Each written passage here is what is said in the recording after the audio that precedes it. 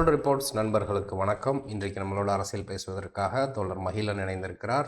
தோழர் வணக்கம். வணக்கம். தோழர், இந்தியா முழுக்க முஸ்லிம்களுக்கு எதிரான ஒரு வன்முறையை கட்டவிழ்த்து விட்டிருக்கிறது. ஹரியானா மாநிலத்தில் ஒரு சிறுவன் கொல்லப்பட்டிருக்கிறாரு. மாட்டுக்கறி எடுத்துகிட்டு போனார் அப்படின்னு சந்தேகித்து அவரை காரில் கிட்டத்தட்ட 30 கிலோமீட்டருக்கு விரட்டி போய் சுட்டு கொண்டிருக்கிறாங்க ஒரு புறம். அப்புறம் மகாராஷ்டிராவில் அமைச்சரே வந்து மசூதிக்குள்ளேயே போய் நான் கலவரம் செய்வேன் அப்படின்னு சொல்கிறாங்க. அஸ்ஸாம் மாநில முதல்வரும் முஸ்லீம்களுக்கு எதிராக தொடர்ந்து பேசிக்கிட்டு வராரு. இப்போ திடீர்னு ஒரு சர்ப்ரைஸாக பார்த்தீங்கன்னா, ஆர்எஸ்எஸ் அமைப்பே ஒரு யூடர்ன் அடிச்சிருக்கு. என்ன அப்படின்னா, சாதிவாரி கணக்கெடுப்புக்கு நாங்கள் எதிரி அல்ல, ஆனால் நாங்கள் அதை வரவேற்கிறோம், ஆனால் இதெல்லாம் செஞ்சால் தான் நாங்கள் அதை அனுமதிப்போம் அப்படிங்கிற லெவலுக்கு ஒன்று பேசியிருக்கிறாங்க. இதை எப்படி தோழர் பார்க்குறீங்க? சாதிவாரி கணக்கெடுப்பு நம்ம என்ன கவுண்டர் பண்றோம், இல்ல காங்கிரஸ் கட்சி என்ன கவுண்டர் பண்ணுதா, இது இந்துக்களுக்கான பிரச்சனை. இந்துக்களுக்குள் இருக்கிற பல மக்களுக்கான பிரச்சனை. இது இவங்க ஆர்எஸ்எஸ், பிஜேபியை பொறுத்த வரைக்கும் ஒரு கும்பல் இந்துக்களாக அதுல இருக்கிற ஒரு கும்பல், ஒரு ஒரு சாதியினர் அல்லது ஒரு சாதி பின்புலம் உள்ள அவர்கள் மட்டும்தான் இந்த இந்த ஆட்சியில இல்ல அவங்களுடைய ஆர்எஸ்எஸ் அதிகார மட்டத்துல இருக்காங்க. அவர்களுக்கான அரசியலை நிறைவேற்றுகிற ஒரு அமைப்பு தான் ஆர்எஸ்எஸ். அதோட அரசியல் கட்சி தான் பிஜேபி அப்படிங்கிறது தான் நம்ம சொல்றோம். அத அவங்க இல்ல நாங்க இந்துக்களுக்கான கட்சி தான். நாங்களும் எல்லாருக்கும் எல்லாம் குடுக்கிறது தான் நாங்களும் பேசுறோம். எச் ராஜா இங்க தமிழ்நாட்டுல பேசுறாரு அந்த மாரி. எங்களுடைய பிஜேபி தான் ஒரு தலித்த முதலமைச்சர் ஆக்குச்சு. நம்ம ஊர்ல கூட எல்முருகன் தலைவரானாரு அப்படின்னு பேசுறாங்க. ஆனா நம்ம இது வெறுமனே இந்த அரசியல் சார்ந்தது அப்படின்னு நினைக்கிறேன். அடுத்த முறை அவர்கள் வெற்றி வாய்ப்பு என்பது பறிபோகிற இந்த சூழல்ல தான் இத பேசுறாங்க. இந்துக்கள் மத்தியில அவங்களுடைய வாக்கை இழந்துறக்கூடாது. அடுத்தடுத்த மாநிலங்கள்ல வாக்கை இழந்துறக்கூடாதுன்னு பேசுறாங்க. இது எந்த அளவுக்கு அவங்க நடைமுறைப்படுத்துவாங்க அப்படிங்கிறது கேள்விக்குறி. ஆனா இன்னொரு பக்கம் இந்த இந்துக்களை கன்சாலிடேட் பண்றதற்கு இஸ்லாமியர்களை குறிவைத்து தாக்குவதுதான் இந்த இந்த குறிப்பிட்ட பீரியட்ல அவங்க வச்சிருக்கிற முக்கியமான திட்டம். ஏற்கனவே காஷ்மீர் தேர்தல் வருது. காஷ்மீர்ல இஸ்லாமியர்கள் பெரும்பான்மையா இருக்காங்க. காஷ்மீர்ல மிகப்பெரிய கலவரம் நடத்த முயற்சி பண்றாங்க. அதுபோலதான் நாடு முழுவதும் இந்த வெறுப்பு பிரச்சாரங்கள், வெறுப்பு பேச்சுக்கள் ரொம்ப தாராளமா பேசப்படுது. இன்னைக்கு கங்கனா ரனாவத் மீண்டும் நான் அப்படிதான் பேசுவேன் அப்படிங்கிற மாதிரியான பேச்சுக்கள பேசியிருக்கிறாங்க. நீங்க போடிட்ட எல்லாமே அப்படிதான் இருக்கு. அதுல குறிப்பா இந்த எம்எல்ஏ நிதிஷ் ராணே அவர் மசூதிக்குள் புகுந்து அடிப்பேன்னு பேசுறாரு. ராம்கிரி மகாராஜ் அப்படிங்கிற இன்னொரு எம்எல்ஏ நபிகள் நாயக் பற்றி தொடர்ச்சியா இத பற்றி நீதிமன்றங்களும் கண்டுக்கிறதே இல்ல. ஆனா இன்னொரு நல்ல விஷயம் என்ன நடந்திருக்குன்னா, இந்த புல்டோசர் அரசியல். யாரெல்லாம் ஆட்சிக்கு எதிராக, அரசுக்கு எதிராக போராட்டம் நடத்துகிறார்களோ, அரசு மக்களை அடக்குமுறை செலுத்தும் பொழுது ஏதோ ஒரு வகையில இப்போ சிஏஏக்கு எதிரா போராடணும், என்ஆர்சிக்கு எதிரா போராடணும், விவசாய சட்டங்களை எதிர்த்து போராடணும். அப்படி ஒரு நாசகார திட்டத்தை, மக்களுக்கு எதிரான திட்டத்தை கொண்டு வரும்போது, அரசை எதிர்த்து போராடுகிற நிலை மக்களுக்கு வருது. இது நாங்க திட்டமிட்டோ, அரசை கவிழ்க்க வேண்டும் என்றோ, இல்ல புதிய புரட்சியை ஏற்படுத்த வேண்டும் என்றோ செய்கிறவர்கள் அல்ல. இது எளிய மக்கள், இந்த இஸ்லாமிய மக்களுக்கு எதிராக நீங்க ஒரு சட்டம் கொண்டு வரீங்க. இஸ்லாமிய மக்கள் எதிர்க்கிறாங்க. அது அரசை எதிர்க்கிற ஒரு நிலைக்கு வருது.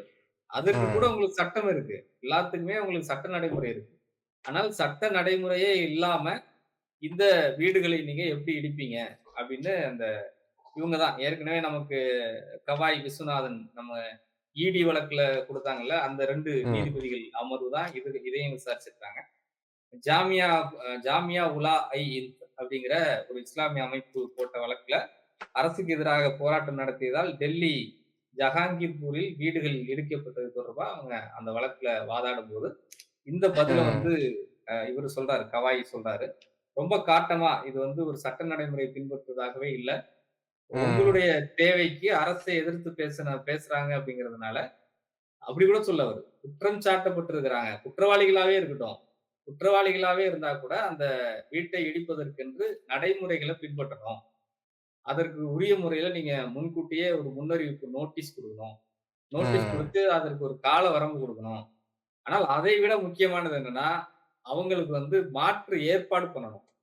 நான் இந்த வீட்ல வசிச்சுட்டு இருக்கிறேன். நான் இது நான் தவறுதலா கூட இந்த வீட்ட நான் வாங்கியிருக்கலாம். இல்லீகலா கூட வாங்கியிருக்கலாம். ஆனால் எனக்கு வாழுவதற்கும், வீடு வைத்துக் கொள்வதற்கும் எனக்கு உரிமை இருக்கு. இந்த இந்திய மண்ல பொறந்த எனக்கு வந்து இந்திய நாட்டுக்குள்ள வீடு வைத்துக் கொள்வதற்கு உரிமை இருக்கு. வசிப்பிடம் அ இந்த அடிப்படை உரிமையில வருது. அரசு குடுக்க வேண்டியது. கல்வி, ம். இருப்பிடம், சுகாதாரம் இதெல்லாம் அரசு பொறுப்பேற்றுக் கொண்டது. அப்படி இருக்கும்போது நீங்க அதற்கு வேறு மாற்று இடம் குடுக்கணும். மாற்று இடத்தை உறுதி செய்யாமல், அவங்க என்ன பண்ண போறாங்க என்பதை சரியாக நீங்க முடிவு செய்யாமல், இத இடிக்கக்கூடாது. ம். குறைந்தபட்சம் அவங்கள காம்ப்ரமைஸா வெளியேற்றி விட்டு தான் இடிக்கணும். பொருட்கள் எல்லாம் உள்ள இருக்குது. மக்கள் உள்ள வசிச்சுக்கிட்டு இருக்கிறாங்க. நீங்க ஒரு நாள் இரவுல போயி, இல்ல விடியற்காலையில போயி, அவ்வளவு காவல் அதிகாரிகளை கொண்டு போய் நிறுத்திட்டு, மக்கள தர தரன்னு இழுத்து வெளிய போட்டுட்டு இடிச்சு தள்ளுவது என்ன நடைமுறை? இது தொடர்பாக நம்ம நேத்து பேசும்போது சொன்னோம். இது தொடர்பாக ஒரு வரையறையை உச்சநீதிமன்றம் கொடுக்க வேண்டும் சொன்னோம். அத நாங்க கொடுக்க போறோம். அப்படின்னு அவங்க ம். வந்து இன்னைக்கு சொல்லியிருக்கிறாங்க. இது வந்து ஒரு முக்கியமான அதுல முக்கியமா அவங்க ஒரு கருத்து சொல்றாங்க. எங்கெங்கெல்லாம் பிஜேபி ஆட்சி இருக்கோ, அங்கங்கெல்லாம் இது நடக்குது. மற்ற மாநிலங்களை காட்டிலும் பிஜேபி ஆளுகிற மாநிலத்தில தான் இது அதிகமா நடக்குது. அப்படின்னு அந்த இந்த அமைப்பு சார்பா, அவங்க வழக்கு தொடுத்த அமைப்பு சார்பா வந்து குற்றம் சாட்டுறாங்க. அதை வந்து அந்த நீதிபதிகள் கேட்டுக்கிறாங்க, ஒத்துக்கிறாங்க. ஆமா இதான் இதான் வந்து நிலைமையா இருக்கு. எல்லா பக்கமும் அப்படிதான் நடக்குது. அப்படி பொத்தாம் பொதுவா பார்க்க முடியாது இத. பிஜேபி ம். ஆளுகிற இடத்துல தான் இது அதிகமா இருக்கு. அவங்க தான் வந்து அரசுக்கு எதிராக செயல்படுறாங்க. அரசுக்கு எதிராக பேசுறாங்கன்னு சொல்லி இந்த வீட்ட வந்து இடிக்கிறாங்க. அப்படிங்கிற இந்த தீர்ப்பு வந்து மிக முக்கியமா இந்த இஸ்லாமியர்கள் உரிமையில, சிறுபான்மையர்கள் உரிமைகள ஒரு ஒரு அடுத்த ஒரு பாதுகாப்பு நடவடிக்கையா பார்க்கப்படும் அப்படின்னு நினைக்கிறேன். கண்டிப்பா தோழர்.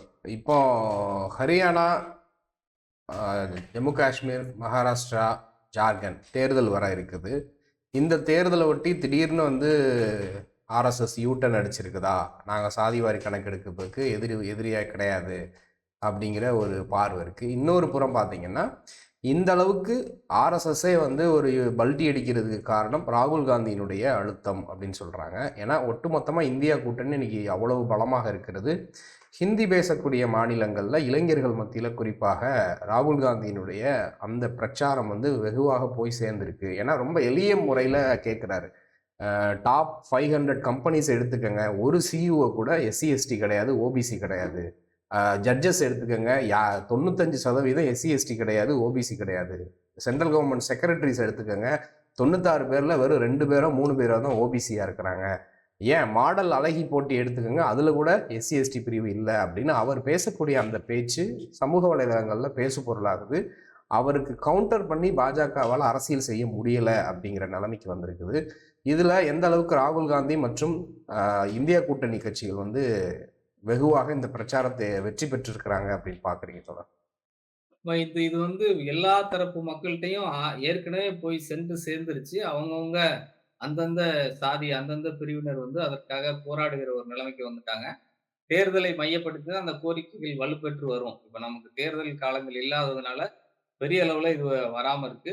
ஆனாலும் இந்த உள்ஒதுக்கீடு தொடர்பா வந்த தீர்ப்பை ஒட்டி தமிழ்நாட்டுல பெரிய அளவுல அது பேசுபொருள் ஆயிருக்கு. அது சார்ந்த மக்கள் வந்து அதை வந்து குரல் எழுப்பிட்டு இருக்காங்க. அது சிலரை பாதிக்கும்னு பேசுறாங்க. இப்படி நடந்துட்டு இருக்கு. இப்போ ஹரியானா நீங்க சொல்ற மாரி இந்த 4 மாநில தேர்தல் மகாராஷ்டிராவுல தோல்வி பயத்தினால தள்ளி வச்சிருக்கிறாங்க. திரும்ப சொல்லியாகணும். அ மற்ற பகுதிகள் காஷ்மீரை விடுத்து ஹரியானா வந்து மிக முக்கியமான ஒரு இடமா இருக்கு. ஹரியானாவுல தொடர்ந்து ஏற்கனவே பல கருத்து கணிப்புகள் வந்துச்சு. இப்போ வந்து ஒரு முக்கியமான கருத்து கணிப்பும் வந்திருக்கு. அது வந்து ஒரு ம். லார்ஜ் ஸ்கேல்ல 65,000 மக்கள் கிட்ட ஒவ்வொரு தொகுதியிலயும் 750 சாம்பிள்ஸ் எடுக்கிற ஒரு பெரிய நிறுவனம். லோக்பால் அப்படிங்கிற ஒரு நிறுவனத்தினுடைய கருத்து கணிப்பு இப்போ வந்திருக்கு. அவங்க ஏறக்குறைய ஏற்கனவே சொன்ன அந்த புள்ளி விவரங்கள் தான். புதுசா ஒண்ணும் மாறி வரல. இன்னும் கொஞ்சம் அதிகமாயிருக்குன்னு சொல்லலாம். அவங்க ம். பிஜேபிக்கு வந்து 35லிருந்து 37% கிடைக்கும் அப்படின்னு சொல்லியிருக்காங்க. ஆ அதேபோல காங்கிரஸ்க்கு வந்து 46லிருந்து 48% கிடைக்கும் அப்படின்னு இருக்காங்க. மற்றவர்கள் ஒரு 9% வாக்குகள் கிடைக்கும் அப்படின்னு இருக்கிறாங்க. இதுல இன்னும் டிசைட் பண்ணாம அ அ அ தேர்தல் இன்னும் வரட்டும். வந்ததுக்கு அப்புறம் டிசைட் பண்ணிக்கலாம் அப்படிங்கிற மாரி ஒரு 9% பேர் இருக்கிறாங்க. தொகுதிகள்னு ம். பார்த்தோம்னா, பிஜேபி 20லிருந்து 29 தொகுதி, காங்கிரஸ் வந்து 58லிருந்து 65 தொகுதியில வெற்றி பெற முடியும் அப்படின்னு அந்த கருத்து கணிப்பு வந்திருக்கு. அங்க வந்து 46 தொகுதிகள், 90 தொகுதி மொத்தம் 46 தொகுதிகள் வென்றா போதும் ஆட்சி அமைக்க முடியும். அவங்க ம். லீஸ்ட் இவங்க குடுத்திருக்க கணக்கின்படி லீஸ்ட் வெற்றியை பெற்றா கூட 58 தொகுதிகள் வருது. இது வந்து மெஜாரிட்டியை தாண்டி போயிடும். அதனால ஹரியானாவுல வெற்றி வந்து நிச்சயம் அப்படிங்கிற ஒரு விஷயம் வந்து உறுதியாயிடுச்சு. அதேபோல ஜம்மு அண்ட் காஷ்மீர்ல இவங்களுக்கு வந்து 26% மன்னிக்கவும் ம். 26 தொகுதி கிடைக்கும்னு சொல்றாங்க. 23ல 26 தொகுதி பிஜேபிக்கு கிடைக்கும்ன்றாங்க. இவங்க தேசிய மாநாட்டு கட்சி காங்கிரஸ் கூட்டணிக்கு 51ல 56 தொகுதிகள் கிடைக்கும்னு சொல்றாங்க. அதுவும் மெஜாரிட்டிய தாண்டிருது. ஓட்டு சதவீதமா பார்த்தா 28ல 30% பிஜேபிக்கு, 40ல 42% இந்த ம். கூட்டணிக்கு. அ அதே மாரி மக்கள் ஜனநாயக கட்சி அவங்களுக்கு வந்து ஒரு 4ல 8 தொகுதிகள் கிடைக்கும்னு போட்டிருக்காங்க. அவங்களும் எந்த கூட்டணி ஜெயிக்குதோ அந்த பக்கம் தான் சாய்வதற்கான வாய்ப்பு இருக்கு. சுயேட்சைகள் ஒரு 7 கிடைக்கும் அப்படிங்கிற மாரி வந்திருக்கு. இது எதையுமே வந்து ம். பிஜேபி வெற்றி பெறுவதற்கான வாய்ப்பே இல்ல. அவங்க 30 தொகுதி ஜெயிச்சால் கூட, சுயேட்சைகள் யாரும் பிஜேபிக்கு ஆதரவு கிடையாது. அது அது உறுதி. இவங்களுக்கு ஒரு ம். ஒரு 8 தொகுதி ம இவங்க மக்கள் ஜனநாயக கூட்டணிக்கு 8 தொகுதி மேக்ஸிமம் வென்றால் கூட 38 தொகுதி தான் மேக்ஸிமம் இவங்களால பெற முடியும். இவங்க அந்த ம். 46ங்கிறத எட்டவே முடியாதுங்கிறது தான் இன்றைக்கு நிலைமை. இந்த நிலைமையில தான் வந்து இது சாதிவாரி கணக்கெடுப்புங்கிற இந்த பிரச்சாரம் முக்கியத்துவம் பெறுது. ஆர்எஸ்எஸ்க்குள்ள இந்த 3 நாள் கூட்டத்திலயும் இந்த பிரச்சனைய பேசியிருக்கிறாங்க. இந்த கேரளாவில் நடந்த இந்த 3 நாள் இதுல வந்து இதை நாம எப்படி சமாளிப்பது? இதற்கு என்ன பதில் சொல்வது? காங்கிரஸ் கட்சியினுடைய ம். பிரச்சாரத்தை வீழ்த்துவதற்கு நாம என்ன செய்ய முடியும்? அப்படிங்கிற பேச்சில் வேற வழி இல்லாம இப்போது நாம் வந்து சைலன்ட்டா இருப்போம். இப்போ வந்து ஆமா நாங்க ம். ஒத்துக்கிறோம் அப்படிங்கிற மாரி ஒண்ண சொல்லிட்டு அமைதியா இருப்போம். அப்படிங்கிற மாரியான ஒரு ஸ்ட்ராட்டஜி தான் இப்போ வந்திருக்காங்க.